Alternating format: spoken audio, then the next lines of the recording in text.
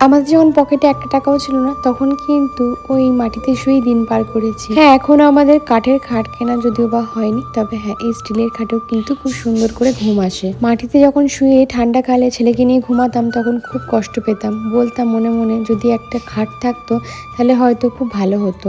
তখন আমি একটা চৌকি কিনেছিলাম, চৌকিটা কেনার পর এই স্টিলের খাটটা কিনতে পেরেছি। এখন তো এত টাকা নেই যে আমি একটা বড় খাট কিনতে পারবো, তবে যদি ভবিষ্যতে কখনো টাকা হয় তো অবশ্যই খাট কিনবো।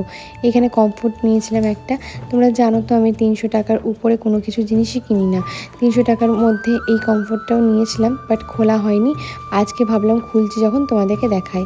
একটা কমফোর্ট কাঁচা হয়েছে, তাই সেই কারণে ভাবলাম এই কমফোর্টটা বের করি। আর এইগুলো খুব কিন্তু ভালো, চাদরের মতনই কাজ করে, চাদরের থেকে একটু মোটা, গায়ে দিলে বেশ আরাম পাওয়া যায়। যে কোনো হালকা ঠান্ডা শীতেও কিন্তু বেশ ভালো আরাম পাওয়া যায়। আর এটা না দুদিকেই কালারটা আলাদা, তো বেশ সুন্দর। 300 টাকার মধ্যে আর কি পাওয়া যায় বলো এখন।